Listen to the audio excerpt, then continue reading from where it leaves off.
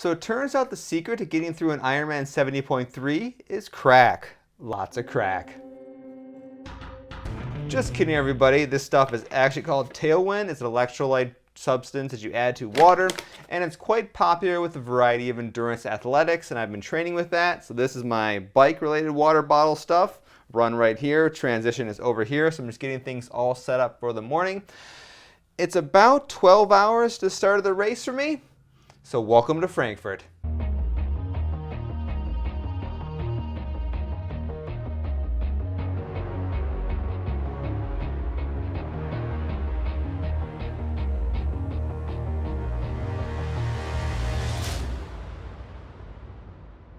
So let's start with my time. 6 hours, 30 minutes, and 35 seconds. I'm pretty sure that's my official time according to Ironman, not what my watch was telling me.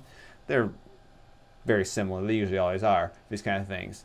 But given my training performance, at least the amount of intensity I did, the amount of training I did, all that kind of stuff, that particular time is pretty much right in the range of expected finish times I've had, despite the fact that so many things kind of went sideways during the course of the race. Let's start with the swim.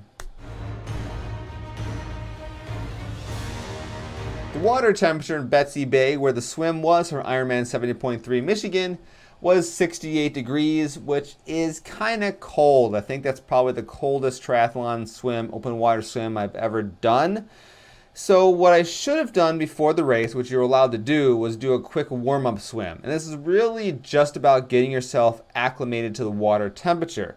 Because between adrenaline, anxiety, and cold water, once you go running into it at the start of the race, that can frequently result in instant panic attack, which is what happened to me. Now, this is actually quite a common thing for open water swimming, to get panic attacks in the water, and it even happens to the pros every now and then.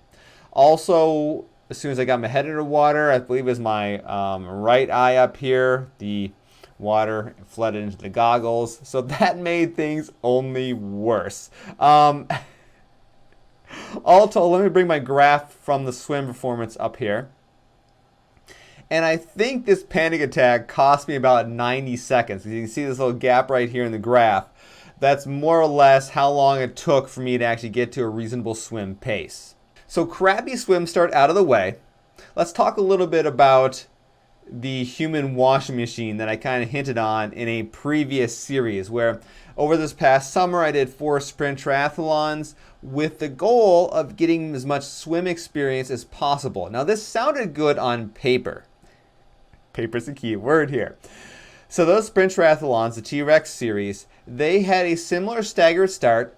There it was 2 swimmers every 3 seconds. At the Frankfurt Ironman 7.3 Michigan, it was 3 swimmers every 5 seconds. So you kind of have the same amount of people around you. But I didn't take into account the sheer ferocity of the Ironman level competitors.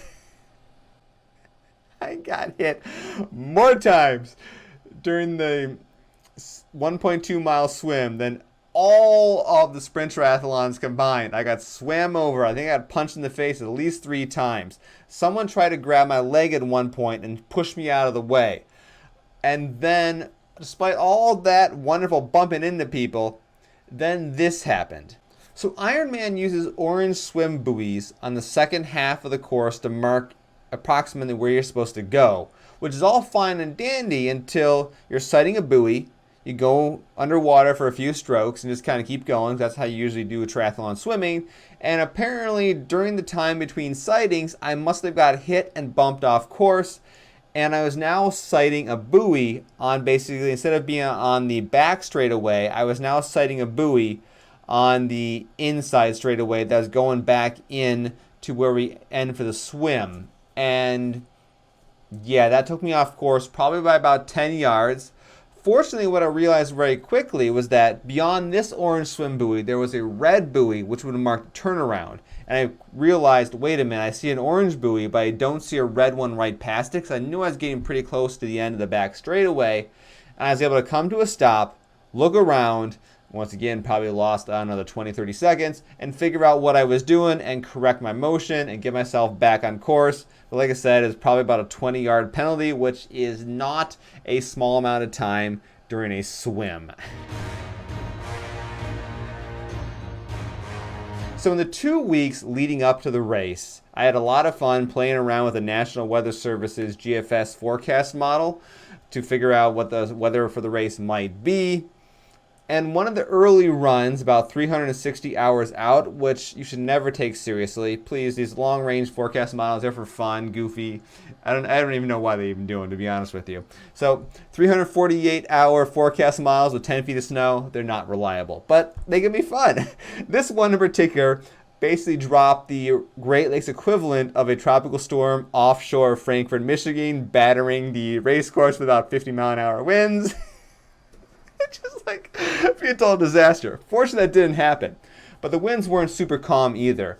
I think on race day, they were gusting around 15-ish, maybe a little bit more miles per hour, which that can get a little dicey in certain circumstances.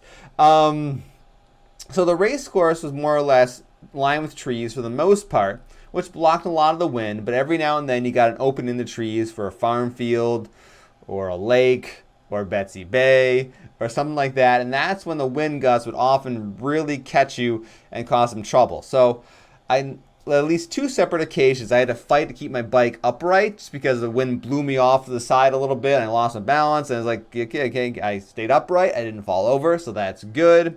And then right around, I think it's about 38 miles-ish. That sounds about right. I was coming back from the turnaround point on the bike, and it's one of those things where you had a bunch of trees, and then now there's a giant empty farmer's field, and right there started getting blown in to the oncoming traffic as I was going down a steep hill. I recovered. Nothing bad happened. I got control of the bike and got back to the proper side of the road and carried on for the rest of the cycling thing. So it was a little tricky. I didn't quite plan some of my nutrition stuff out right on the bike. It wasn't a total disaster, but all in all, it basically went about as well as I could expect given the amount of training I put into it. All told, from about May through early September, I probably put close to maybe, I don't know, 700 to 800-ish miles on my bike according to my Garmin computer. And honestly, that's probably about the minimum level of competency that you would want for a race like this. My biggest problem, though, I think, is I didn't do enough longer rides. I would do from about July and August is when I started doing the longer rides. I would do about 1 a week. Most of my other rides are relatively short, honestly about 9 to 12 miles, just because that's kind of how long the various loops that I would train on at the parks were, when I should have been doing more 20, 25 plus mile rides. Because the reality is, once you get further into a ride, you just become more tired and your balance starts to go to crap. And once that happens, things that are relatively easy to handle, like going downhill with some wind gusts, become a lot harder because now your balance is a little bit off. You're a little bit more stressed. You're just tired. You can't control the bike as much.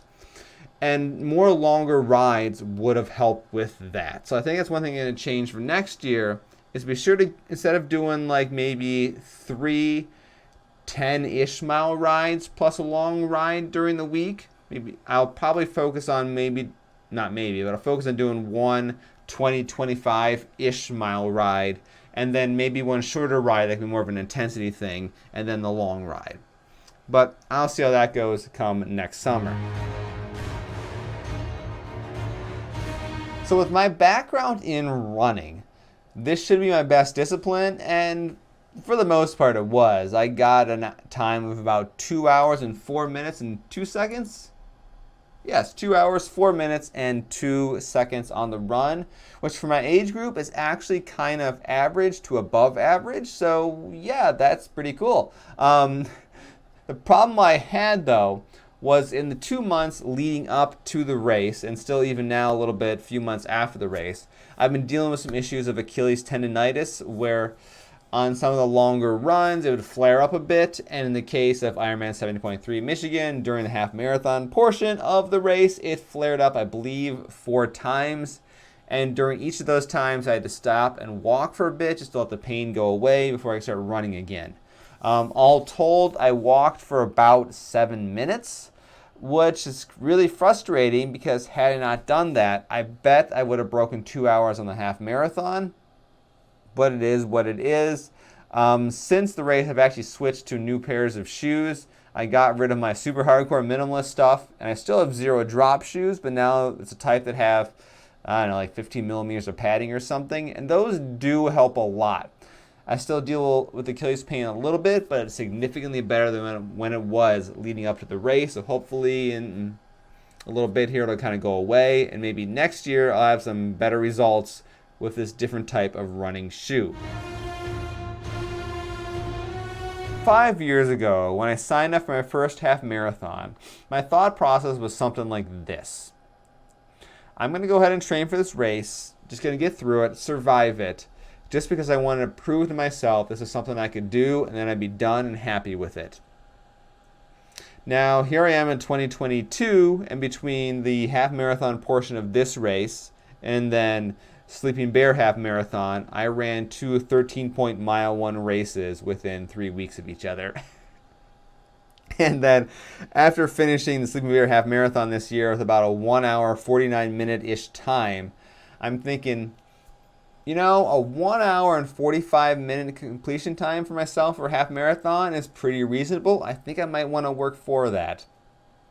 So why that matters is when I went into Ironman 70.3 Michigan, my goal was, okay, I'm going to do one of these, and I just want to prove to myself that I can do it.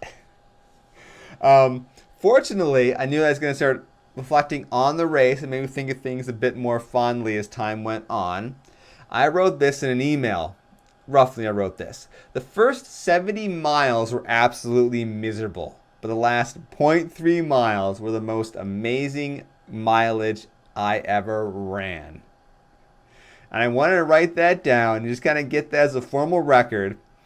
So I would think about that if I ever kind of creeped in my head that I want to do another one of these races. Because right now, at the time of recording this video, I've not signed up for Ironman 7.3 Michigan next year, and I'm not committing to actually doing it. But if I work on my training here throughout the winter, and come next year, once the weather gets warmer, I focus a lot on the aero bars, get a little bit faster in the water, and I can deal with the Achilles tendon issues, I'm pretty sure I can break 6 hours.